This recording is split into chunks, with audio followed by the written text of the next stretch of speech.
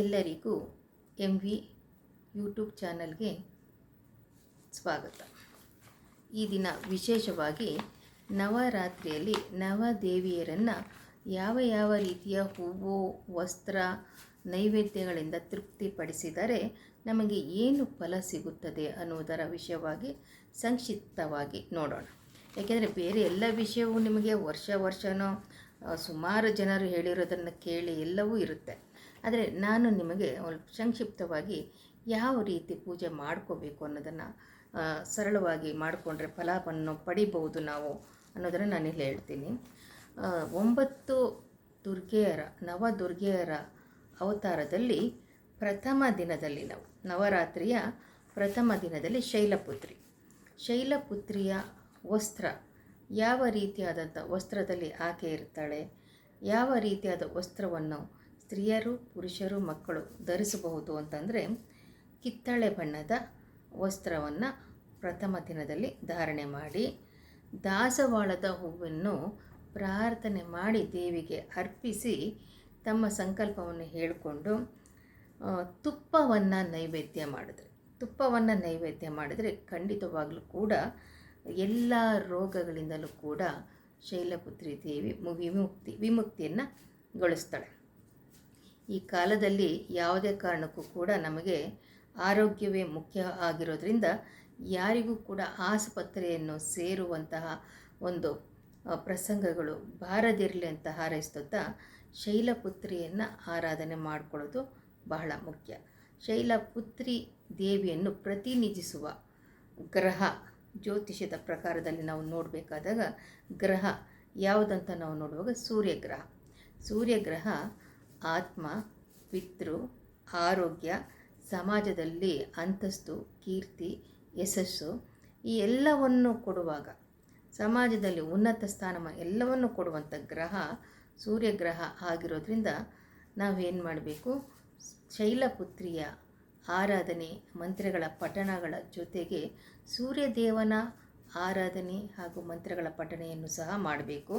ಸೂರ್ಯದೇವ ನಮಗೆ ಡೈರೆಕ್ಟಾಗಿ ಕಣ್ಣಿಗೆ ಕಾಣಿಸೋದ್ರಿಂದ ಸೂರ್ಯದೇವನ ಆರಾಧನೆ ಮಾಡ್ಬೋದು. ನಾವು ಎದುರಿಗೆ ಡೈರೆಕ್ಟಾಗಿ ನೇರವಾಗಿ ನಾವು ಪೂಜೆ ಮಾಡ್ಬೋದು.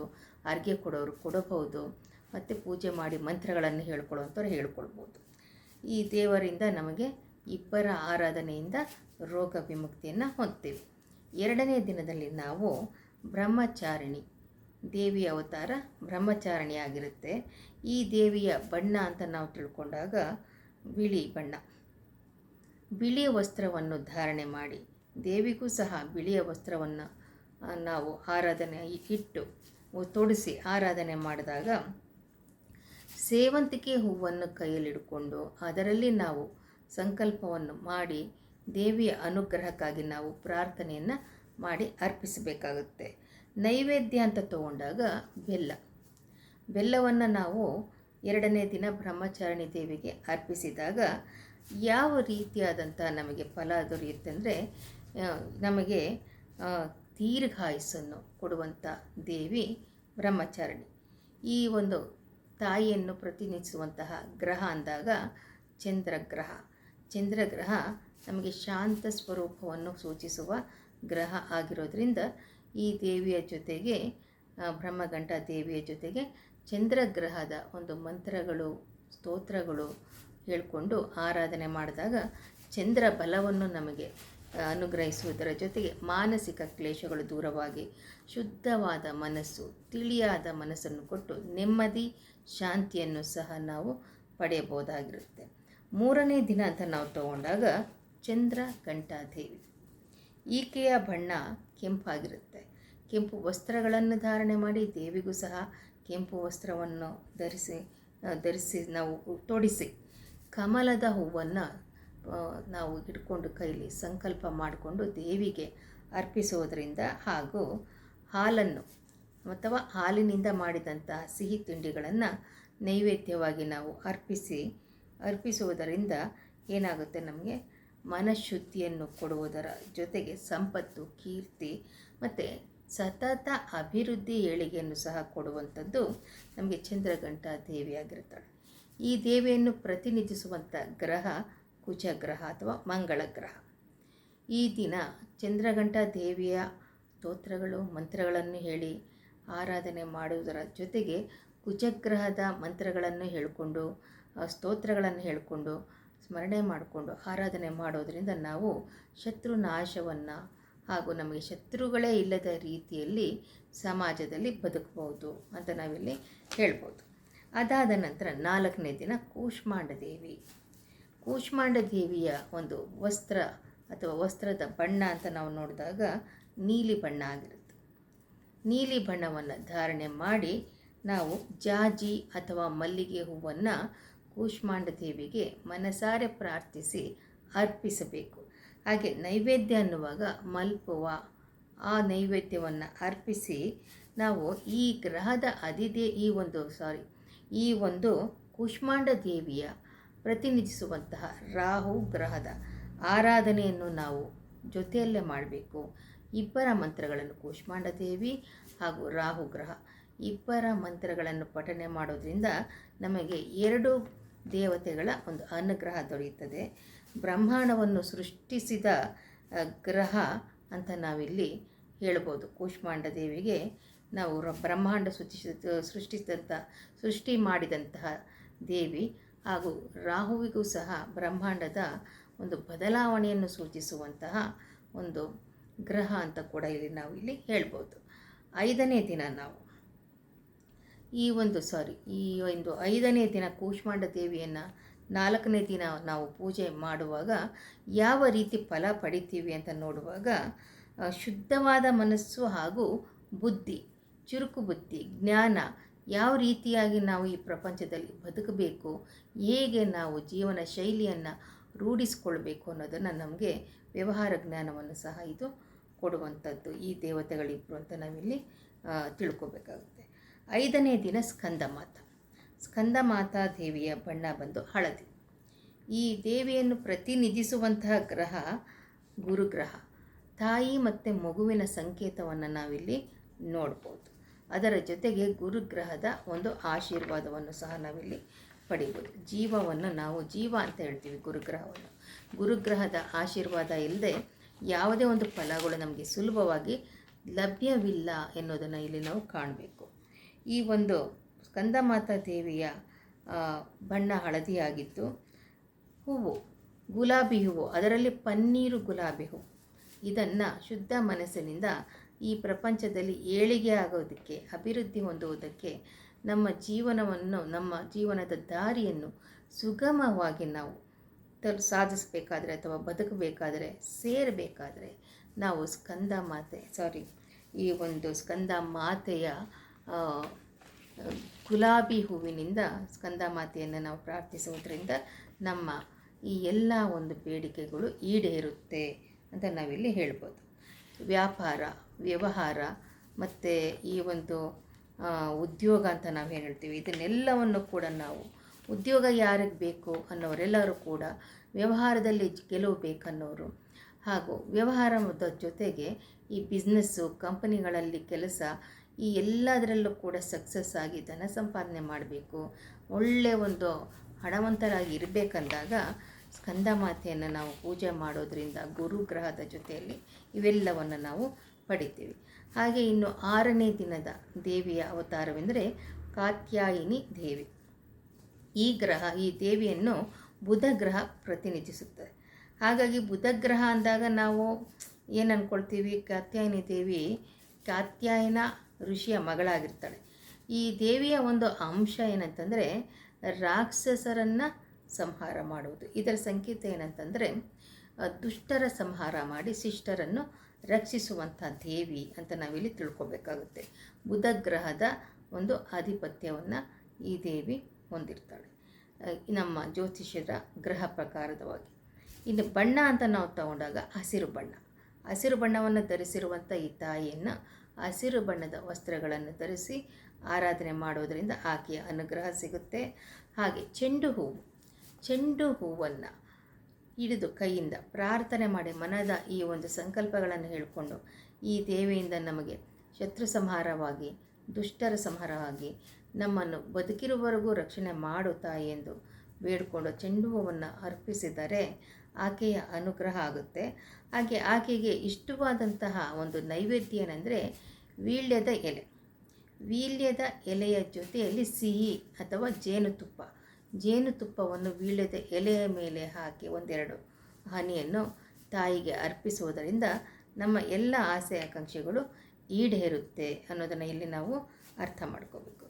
ನಂತರ ಈ ಫಲ ಏನಿರುತ್ತೆ ಅಂದರೆ ವೀಳ್ಯದೆಲೆ, ಜೇನುತುಪ್ಪ ಇವೆರಡು ಸೌಂದರ್ಯದ ಒಂದು ಸಂಕೇತ ಆಗಿರೋದ್ರಿಂದ ಕಾತ್ಯಾಯಿನಿ ದೇವಿಯನ್ನು ನಾವು ಪ್ರಾರ್ಥನೆ ಮಾಡೋದರಿಂದ, ಬುಧ ಗ್ರಹದ ಜೊತೆಯಲ್ಲೇ ಪ್ರಾರ್ಥನೆ ಮಾಡೋದರಿಂದ ಬುಧ ಗ್ರಹ ಸೌಂದರ್ಯ ಹಾಗೂ ನೃತ್ಯ ಸಕಲ ಕಲೆಗಳನ್ನು, ಅಂದರೆ ಈ ಫೈನ್ ಆರ್ಟ್ಸ್ ಅಂತ ನಾವೇನು ಹೇಳ್ತೀವಿ, ಲಲಿತ ಕಲೆಗಳು, ಅದರ ಒಂದು ಸೂಚಿಸುವ ಗ್ರಹ ಬುಧ ಗ್ರಹ ಆಗಿರೋದ್ರಿಂದ ಕಾತ್ಯಾಯಿನಿ ದೇವಿಯ ಜೊತೆಯಲ್ಲಿ ಬುಧ ಗ್ರಹವನ್ನು ಆರಾಧನೆ ಮಾಡಿ ವೀಳ್ಯದೆಲೆಯನ್ನು ಜೇನುತುಪ್ಪದ ಜೊತೆಯಲ್ಲಿ ನಾವು ನೈವೇದ್ಯ ಮಾಡಿದಾಗ ಸೌಂದರ್ಯ ಹಾಗೂ ಕಲೆಗಳಲ್ಲಿ ಆಸಕ್ತಿ, ಇವುಗಳ ಜೊತೆಗೆ ಆಯುಸ್ಸು ಸಹ ನಮಗೆ ವೃದ್ಧಿಯಾಗುತ್ತೆ ಅಂತ ನಾವಿಲ್ಲಿ ತಿಳ್ಕೊಬೋದು. 7ನೇ ದಿನದ ದೇವಿಯ ಅವತಾರ ಎಂದರೆ ಕಾಳರಾತ್ರಿ. ಕಾಳರಾತ್ರಿಯ ಒಂದು ರೂಪ ಉಗ್ರವಾಗಿರುತ್ತೆ. ಈ ಗ್ರಹದ ಈ ಒಂದು ತಾಯಿಯನ್ನು ಅಧಿದೇವತೆಯಾಗಿ ಸೂಚಿಸುವ ಗ್ರಹ ಎಂದರೆ ಕೇತು ಗ್ರಹ. ಇದರ ಬಣ್ಣ, ಈ ದೇವತೆಯ ಬಣ್ಣ ಬಂದು ಬೂದು, ನೀಲಿ ಬಣ್ಣ ಅಂತ ಅಥವಾ ಬೂದು ಬಣ್ಣ ಅಂತ ಹೇಳ್ತೀವಿ. ಈ ದೇವಿಯ ಬೂದು ಬಣ್ಣದ ಜೊತೆಗೆ ನೀಲಿ ಹೂವುಗಳನ್ನು, ಶಂಖಪುಷ್ಪ ಇರ್ಬೋದು, ಸ್ಫಟಿಕ ಇರ್ಬೋದು, ನೀಲಿ ಹೂವುಗಳನ್ನು ನಾವು ಈ ದೇವಿಗೆ ಅರ್ಪಿಸಿ ಬೆಲ್ಲವನ್ನು ನೈವೇದ್ಯ ಮಾಡಿ ಅಥವಾ ಬೆಲ್ಲದಿಂದ ತಯಾರಿಸಿದಂತಹ ಪದಾರ್ಥಗಳನ್ನು ನೈವೇದ್ಯ ಮಾಡಿ ನಾವೇನಾದರೂ ಬೇಡಿಕೊಂಡರೆ ಸ್ತೋತ್ರಗಳನ್ನು ಕೇತು ಮತ್ತು ಈ ಒಂದು ಕಾಳರಾತ್ರಿ ದೇವಿಯ ಮಂತ್ರಗಳನ್ನು ಜಪ ಮಾಡಿದರೆ ಖಂಡಿತವಾಗಲೂ ಕೂಡ ಸಂತಾನದ ಫಲ, ಸುಖ ಮತ್ತು ಮಕ್ಕಳ ಜೊತೆಯಲ್ಲಿ, ಕುಟುಂಬದವರ ಜೊತೆಯಲ್ಲಿ, ಬಂಧು ಬಳಗದವರ ಜೊತೆಯಲ್ಲಿ ಖಂಡಿತವಾಗಲೂ ಒಳ್ಳೆಯ ಒಂದು ಸಂಸ್ಕಾರವನ್ನು ಬೆಳೆಸುತ್ತಾ ಉಳಿಸುತ್ತಾ ಖುಷಿಯಾಗಿ ಬದುಕ್ತಾರೆ ಅನ್ನೋದನ್ನು ನಾವಿಲ್ಲಿ ಹೇಳ್ಬೋದು. 8ನೇ ದಿನದ ದುರ್ಗಾದೇವಿಯ ಅವತಾರ ಅಂದರೆ ಮಹಾಗೌರಿ. ಮಹಾಗೌರಿಯನ್ನು ಸೂಚಿಸುವ ಗ್ರಹ ಶುಕ್ರ ಗ್ರಹ. ಈ ಶುಕ್ರ ಗ್ರಹದ ಬಗ್ಗೆ ನೀವು ಹೇಳೋದಂದರೆ ಎಲ್ಲ ಈ ಪ್ರಪಂಚದಲ್ಲಿ, ಅದರಲ್ಲಿ ಈ ಕಲಿಕಾಲದಲ್ಲಿ ಶುಕ್ರ ಗ್ರಹದ ಒಂದು ಆಶೀರ್ವಾದ ಇಲ್ಲ ಅಂದರೆ ಮನೆ, ಸೌಂದರ್ಯ, ವಸ್ತ್ರ, ಒಡವೆ, ಗಾಡಿ ಮತ್ತು ಈ ಜಮೀನು ಮತ್ತು ಹೊಲ ಗದ್ದೆಗಳು, ಏನೆಲ್ಲ ಐಷಾರಾಮಿ ಜೀವನ ಅಂತ ನಾವು ಹೇಳ್ತೀವಿ, ಅದೆಲ್ಲಕ್ಕೂ ಕಾರಣ ಶುಕ್ರ ಗ್ರಹ. ಈ ಐಷಾರಾಮಿ ಜೀವನ ನಮಗೆ ಪ್ರಾಪ್ತವಾಗಬೇಕಾದರೆ ಮಹಾಗೌರಿಯನ್ನು ಶುಕ್ರ ಗ್ರಹದ ಜೊತೆಯಲ್ಲೇ ಮಂತ್ರಗಳು ಮತ್ತು ಸ್ತೋತ್ರಗಳನ್ನು ಹೇಳಿಕೊಂಡು ಆರಾಧನೆ ಮಾಡಬೇಕು. ಇನ್ನು ವಸ್ತ್ರದ ಬಣ್ಣ ಅಂತ ತಗೊಂಡಾಗ ನೇರಳೆ ಬಣ್ಣವನ್ನು ಧಾರಣೆ ಮಾಡಿ ದೇವಿಗೂ ಸಹ ನೇರಳೆ ಬಣ್ಣದ ವಸ್ತ್ರವನ್ನು ಅರ್ಪಿಸಿ ದುಂಡು ಮಲ್ಲಿಗೆ ಹೂವನ್ನು ಕೈಯಲ್ಲಿಡ್ಕೊಂಡು ಸಂಕಲ್ಪ ಮಾಡಿ ಅರ್ಪಿಸಿ ಮತ್ತು ನೈವೇದ್ಯ ತೆಂಗಿನಕಾಯಿಯನ್ನು ಅರ್ಪಿಸಿ ನಮ್ಮ ಮನದ ಸಂಕಲ್ಪಗಳನ್ನು ಹೇಳಿಕೊಂಡು ಪೂಜೆ ಮಾಡಿದರೆ ಈ ದೇವಿಯನ್ನು ಇಷ್ಟಾರ್ಥ ಸಿದ್ಧಿ ದೇವಿ ಅಂತ ಹೇಳ್ತೀವಿ. ಶುಕ್ರ ಗ್ರಹವೂ ಅಷ್ಟೇ, ಇಷ್ಟಾರ್ಥವನ್ನೆಲ್ಲ ಕೇಳಿದನ್ನೆಲ್ಲ ಕೊಡುವಂತಹ ಗ್ರಹ ಶುಕ್ರ ಗ್ರಹ. ಹಾಗೆ ಈ ಗ್ರಹದ ದೇವತೆ ಮಹಾಗೌರಿ ಆಗಿರೋದ್ರಿಂದ ಮಹಾಗೌರಿಯನ್ನು ಪೂಜೆ ಮಾಡೋದ್ರಿಂದ ಎಲ್ಲ ಸಕಲ ಇಚ್ಛೆಗಳು ಕೂಡ, ಏನು ಕೇಳಿದರೂ ಕೂಡ ಕೊಡುವಂತಹ ಒಂದು ದೇವಿ ಆಗಿರ್ತಾರೆ. ಅವರನ್ನು ಪೂಜೆ ಮಾಡಿ ಎಲ್ಲರೂ ಸಹ ಈ ಒಂದು ಇಷ್ಟ ಸಿದ್ಧಿಯನ್ನು ಪಡೆದುಕೊಳ್ಬೋದು. ಹಾಗೆ ಕೊನೆಯದಾಗಿ ಅಥವಾ 9ನೇ ದಿನದ ಒಂದು ಪೂಜೆ ಮಾಡಬೇಕಾದಾಗ ಸಿದ್ಧಿದಾತ್ರಿ ದೇವಿ ಅಂತ ನಾವೇನು ಹೇಳ್ತೀವಿ, ಈ ಗ್ರಹದ ಸೂಚಿಸುವ ಈ ಸಿದ್ಧಿದಾತ್ರಿ ದೇವಿಯ ಸೂಚಿಸುವಂಥ ಗ್ರಹ ಶನಿ ಗ್ರಹ. ಬಣ್ಣ ಬಂದು ಗುಲಾಬಿ ಬಣ್ಣ. ಹೂವು ಚಂಪಕ ಅಥವಾ ಸಂಪಿಗೆ ಹೂವು ಅಂತ ಹೇಳ್ತೀವಿ. ಚಂಪಕ ಅಥವಾ ಸಂಪಿಗೆ ಹೂವನ್ನು ನಾವು ಅರ್ಪಿಸೋದ್ರಿಂದ ನಮ್ಮ ಇಷ್ಟಾರ್ಥ ಸಿದ್ಧಿಗಳನ್ನು ಈಡೇರಿಸುತ್ತಾಯಿ ಅಂತ ಹೇಳಿ ನಾವು ಇದು ಸಿದ್ಧಿದಾತ್ರಿ ಹಾಗೂ ಶನಿದೇವರ ಮಂತ್ರಗಳನ್ನು ಕೂಡ ಹೇಳಿಕೊಂಡು, ಸಿದ್ಧಿದಾತ್ರಿಯ ಮಂತ್ರಗಳನ್ನು ಹೇಳಿಕೊಂಡು ಅವರ ಅನುಗ್ರಹಕ್ಕಾಗಿ ನೈವೇದ್ಯವನ್ನು ಕಾಳುಗಳು, ಎಲ್ಲ ರೀತಿಯ ಮಿಶ್ರ ಕಾಳುಗಳನ್ನು ನಾವು ಅರ್ಪಿಸಿ, ನೆನೆಸಿದಾದರೂ ನೀವು ಇಡೀ ಅಥವಾ ಇನ್ನೇನಾದರೂ ನೀವು ಆ ಕಾಳಿನಿಂದ ಏನಾದರೂ ತಯಾರು ಮಾಡೋದಿತ್ತು ಅಂದರೆ ಅದನ್ನು ಕೂಡ ಕಾಳಿನಿಂದ ಒಟ್ಟಿನಲ್ಲಿ ಕಾಳುಗಳನ್ನು ಇಟ್ಟರೆ ಸಾಕು. ಕಾಳುಗಳನ್ನು ಇಟ್ಟಾಗ ಇದರ ಸಂಕೇತ ನಮಗೇನಾಗುತ್ತೆ, ಸಿದ್ಧಿದಾತ್ರಿ ಅಂದ್ರೇನು, ನಾವು ಏನನ್ನು ಕೇಳೋದಕ್ಕೆ ಏನೋ ಒಂದು ಈ ಆಸೆಯನ್ನು ಇಟ್ಕೊಂಡು ಇಂಥ ದಿನದಲ್ಲಿ ನಮಗೆ ಈ ಆಸೆಗಳು ನೆರವೇರಬೇಕು, ಈ ರೀತಿಯಾದಂಥದ್ದು ಸಿದ್ಧಿ ಆಗಬೇಕು, ಏನು ನಮ್ಮ ಗುರಿಗಳು ಆಸೆ ಮತ್ತು ಆಕಾಂಕ್ಷೆಗಳು ಸಿದ್ಧಿಯಾಗಲಿ ಅಂತ ನಾವು ಬೇಡ್ಕೊಳ್ತೀವೋ ಅದನ್ನು ಸಿದ್ಧಿ ಕ್ಷಣ ಮಾತ್ರದಲ್ಲಿ ಸಿದ್ಧಿಯನ್ನು ಕೊಡುವಂಥ ದೇವಿ ಅಂತಂದರೆ ಸಿದ್ಧಿದಾತ್ರಿ. ಆ ಸಿದ್ಧಿದಾತ್ರಿ ಜೊತೆಯಲ್ಲಿ ನಾವು ಶನಿಗ್ರಹವನ್ನು ಪೂಜೆ ಮಾಡಿದಾಗ ನಮಗೆ ಸಿಗಬೇಕಾದಂಥ ನ್ಯಾಯವಾದಂತಹ ಸಿದ್ಧಿಗಳು ಯಾವುದೇ ಒಂದು ಆತಂಕಗಳಿಲ್ಲದೆ ಸಿಗುತ್ತೆ ಅನ್ನೋದನ್ನ ನಾವಿಲ್ಲಿ ತಿಳ್ಕೊಳ್ಬೋದು. ಇಲ್ಲಿ ಮುಖ್ಯವಾಗಿ ಏನಂತಂದರೆ ಇದಿಷ್ಟು ಕೂಡ 9ನೇ ದಿನದಲ್ಲಿ ನಾವು 9 ದಿನಗಳಲ್ಲಿ ದೇವಿಗೆ ಇಷ್ಟವಾದಂಥ ಬಣ್ಣ, ಹೂವು, ನೈವೇದ್ಯ, ಅದರ ಫಲಗಳು ಮತ್ತು ಆ ದೇವತೆಗಳನ್ನು ಅಧಿದೇವತೆಗಳು ಆ ದೇವತೆಗಳನ್ನು ಸೂಚಿಸುವ ಗ್ರಹಗಳ ಬಗ್ಗೆ ಕೂಡ ನಾವು ಈ ಕಾಂಬಿನೇಷನ್ ಮಾಡಿಕೊಂಡು ಈ ಒಂದು 9 ದಿನದ ಆರಾಧನೆಗಳನ್ನು ಹೇಗೆ ಮಾಡಬೇಕು ಅನ್ನೋದನ್ನ ನಾವು ತಿಳ್ಕೊಂಡ್ವಿ. ಇನ್ನು ಮುಖ್ಯವಾಗಿ ನವರಾತ್ರಿಯಲ್ಲಿ ತುಂಬ ಯಾರೂ ತಲೆ ಕೆಡಿಸ್ಕೊಳ್ಳುವಂಥ ಅಗತ್ಯ ಇಲ್ಲ. ಒಂದು ಮುಖ್ಯವಾಗಿ ಏನು ಮಾಡ್ತಾರೆ, ಅಖಂಡ ದೀಪ ಅಂತ ಬೆಳಗ್ತಾರೆ. ಅಖಂಡ ದೀಪವನ್ನು ನೀವು ಬೆಳಗೋದಿದೆಯಲ್ಲ, ಅದು ಖಂಡಿತವಾಗಲೂ ಒಳ್ಳೆಯದು. ಈ ನವರಾತ್ರಿಯಲ್ಲಿ ಹಚ್ಚಿದಂತಹ ದೀಪ ನಮಗೆ ದೀಪಾವಳಿ ಕಾರ್ತಿಕ ಮಾಸದವರೆಗೂ ಕೂಡ ಆರದಂತೆ ನಾವು ಉರಿಸ್ಕೊಳ್ಬೋದು. ಅಂದರೆ ಈ ಒಂದು ನವರಾತ್ರಿಯಲ್ಲಿ 9 ದಿನ ಆರದಂತೆ ಉರಿಸ್ತೀರ ನಾವು ದೀಪಗಳನ್ನು. ಆದರೆ ಹೊಸಲಿನಲ್ಲಿ ಮನೆ ಬಾಗಿಲಿನಲ್ಲಿ ಹಚ್ಚುವಂತಹ ದೀಪ ಇದೆಯಲ್ಲ, ಕಾರ್ತಿಕ ಮಾಸದವರೆಗೂ ಕೂಡ ಹಚ್ಚಿಕೊಂಡು ಹೋಗಬೇಕು. ಆವಾಗ ನಮಗೆ ಎಲ್ಲ ದೇವತೆಗಳ ಅನುಗ್ರಹ ನಮಗೆ ಸಿಗುತ್ತೆ ಅನ್ನೋದು ಒಂದು. ಹಾಗಾಗಿ ಅಖಂಡ ದೀಪವನ್ನು ಹಚ್ಚಿ ನಿಮ್ಮ ಎಲ್ಲ ಸಂಕಷ್ಟಗಳನ್ನು ಮತ್ತು ಎಲ್ಲ ಒಂದು ನಕಾರಾತ್ಮಕ ಶಕ್ತಿಗಳನ್ನು ತೊಲಗಿಸ್ಬೋದು. ನೀವು ಮನೆಯಲ್ಲಿ ಅಖಂಡ ದೀಪದ ಆರಾಧನೆಯನ್ನು ಮಾಡಿಕೊಂಡ್ರೆ ಒಳ್ಳೆಯದು. ಅದನ್ನು ಆರಾಧನೆ ಮಾಡಿ. ಅದು ಈಗಾಗಲೇ ಮಾಡ್ತಾ ಇರೋರು ಮಾಡಲಿ, ಹೊಸದಾಗಿ ಮಾಡಬೇಕನ್ನೋರು ಕೂಡ ಮಾಡ್ಬೋದು. ಹಾಗೆ ಈ ದಿನದಲ್ಲಿ ನಾವು 108 ಸ್ತೋತ್ರಗಳು ಅದು ಇದು ಎಲ್ಲ ಹೇಳೋದಕ್ಕೆ ಕಷ್ಟ ಆಗುತ್ತೆ ಅಂದಾಗ ನಮಗೆ ಈ ಒಂದು ಇದರಲ್ಲಿ ದೇವಿ ಮಹಾತ್ಮೆ, ದುರ್ಗಾ ಸಪ್ತಸತಿ ಇವುಗಳನ್ನೆಲ್ಲ ಹೇಳ್ಕೋಬೇಕು, ಓದ್ಕೋಬೇಕು, ತುಂಬ ಫಲ ಸಿಗುತ್ತೆ. ಆದರೆ ನಮಗೆ ಅಷ್ಟನ್ನು ಹೇಳೋದಕ್ಕೆ ಆಗಲ್ಲ, ಕೇಳೋದಕ್ಕೂ ಆಗಲ್ಲ, ಸಮಯವೂ ಇಲ್ಲ ಅಂಥ ಪರಿಸ್ಥಿತಿಗಳು ಇದ್ದಾಗ ಏನು ಮಾಡ್ಬೋದು, 14 ಸಾಲುಗಳುಳ್ಳಂತಹ ಶ್ರೀ ದುರ್ಗಾ ಸಪ್ತಶ್ಲೋಕಿ ಅಂತ ನೀವು ಯಾರನ್ನೇ ಕೇಳಿದ್ರು ಕೂಡ ಯಾವುದೇ ಬುಕ್ನಲ್ಲಾದರೂ ದುರ್ಗಾ ಸಪ್ತಶತಿ ಅದರಲ್ಲೂ ಕೊಟ್ಟಿರ್ತಾರೆ. ಇಲ್ಲ ಅಂತಂದರೆ ನೀವು ಗೂಗಲಲ್ಲಿ ಸರ್ಚ್ ಮಾಡಿದ್ರೆ ನಿಮಗೆ 14 ಸಾಲುಗಳುಳ್ಳಂತಹ ದುರ್ಗಾ ಸಪ್ತಶ್ಲೋಕಿ ಅದು ಸಿಗುತ್ತೆ ನಿಮಗೆ. ಆ 14 ಸಾಲುಗಳನ್ನೇ ನೀವು ಬೆಳಗ್ಗೆ ಒಂದ್ಸಲಿ, ರಾತ್ರಿ ಒಂದ್ಸಲಿ ನಿಮ್ಮ ಮನೆಯಲ್ಲಿ ಕಳಸ ಇಟ್ಟಿದ್ರೆ ಕಳಸದ ಮುಂದೆ, ದೇವರನ್ನು ಕುಡಿಸಿದರೆ ದೇವರ ಮುಂದೆ, ಇಲ್ಲ ದೀಪದ ಮುಂದೆ ಹೇಳಿಕೊಂಡ್ರೆ ಸಾಕು, ನಿಮಗೆ ದುರ್ಗಾದೇವಿಯ ಒಂದು ಸಂಪೂರ್ಣ ನವಶಕ್ತಿ ರೂಪದ ಸಹಿತ ಆಶೀರ್ವಾದ ಸಿಗುತ್ತೆ ಅಂತ ನಾವಿಲ್ಲಿ ಹೇಳ್ಬೋದು. ಇದರ ಜೊತೆಗೆ ಮನೆ ಬಾಗಿಲಲ್ಲಿ ಕೂಡ ದೀಪ ಹಚ್ಚೋದು ಮಾತ್ರ ನಾವು ಮರಿಬಾರ್ದು. ಇಷ್ಟು ಕೂಡ ನಾವು ಆಚರಣೆಯಲ್ಲಿ ನಾವು ಮಾಡಿಕೊಳ್ಳೋದು ಒಳ್ಳೆಯದು ಅಂತ. ಇದ್ರ ಜೊತೆಗೆ ಇನ್ನೂ ಒಂದು ಕೆಲವರಿಗೆ ಏನು ಹೇಳ್ಬೋದು ಅಂತಂದರೆ, ಈ ದಿನಗಳಲ್ಲಿ ಆದಷ್ಟು ಕೂಡ ಮನೆಯನ್ನು ಭಾಳ ಶುಭ್ರವಾಗಿ ಸದಾ ಘಮ ಘಮ ಎನ್ನುವ ರೀತಿಯಲ್ಲಿ ಸಾಂಬ್ರಾಣಿ ಇರ್ಬೋದು, ಒಳ್ಳೆಯ ಗಂಧದ ಕಡ್ಡಿಯನ್ನಾದರೂ ಹಚ್ಚಿ ಮನೆಯನ್ನು ಸಂತೋಷವಾಗಿ ಒಂದು ಆಹ್ಲಾದ ಅಂದರೆ ಖುಷಿಯಾಗಿ ಇಟ್ಕೊಳ್ಳುವ ಥರ ಮಾಡ್ಕೋಬೇಕಾಗಿ ಬರುತ್ತೆ. ಮತ್ತು ಇನ್ನು ಕೆಲವರಿಗೆ ಈ 9 ದಿನಗಳಲ್ಲೂ ಕೂಡ ದೇವಿಯ ವಿವಿಧ ರೂಪಗಳನ್ನೇ ಅಲಂಕಾರಗಳನ್ನು ಮಾಡ್ತಾ ಇರ್ತಾರೆ. ನಿಮ್ಮ ಮನೆಗೆ ಹತ್ತಿರವಾದಂತಹ ದೇವಿ ದೇವಾಲಯಕ್ಕೆ ನೀವು ಹೋಗಿ ದರ್ಶನ ಮಾಡಿಕೊಂಡು ಬರೋದು ಕೂಡ ತುಂಬ ಒಳ್ಳೆಯದು ಅಂತ ನಾನು ಹೇಳ್ತೀನಿ. ಇದಿಷ್ಟನ್ನು ಕೂಡ ಭಾಳ ಸಂಕ್ಷಿಪ್ತವಾಗಿ ನವರಾತ್ರಿಯನ್ನು ನೀವು ಹೇಗೆ ಮಾಡ್ಕೋಬೇಕು ಅನ್ನೋದನ್ನು ನಾನು ಸಣ್ಣದಾಗಿ ಹೇಳಿದ್ದೀನಿ. ಈ ಥರ ರೀತಿಯಲ್ಲಿ ಇದು ನಿಮಗಾಗಲೇ ಗೊತ್ತಿದ್ದರೂ ಕೂಡ ಕೆಲವರಿಗೆ ತಿಳುವಳಿಕೆ ಆಗಲಿ ಅಂತ ನನಗೆ ತಿಳಿದ ರೀತಿಯಲ್ಲಿ ನಾನು ಇದನ್ನು ಹೇಳಿದ್ದೀನಿ. ಮುಂದಿನ ದಿನಗಳಲ್ಲಿ ಮತ್ತೆ ಯಾವುದಾದ್ರೂ ನನ್ನ ಮೈಂಡಿಗೆ ನಿಮಗೆ ಹೇಳಬೇಕಂತ ಹೊಸ ವಿಷಯಗಳನ್ನು ಹೇಳೋದಕ್ಕೆ ಪ್ರಯತ್ನ ಮಾಡ್ತೀನಿ. ಎಲ್ಲರಿಗೂ ಸಹ ನವರಾತ್ರಿಯ ಶುಭಾಶಯಗಳು.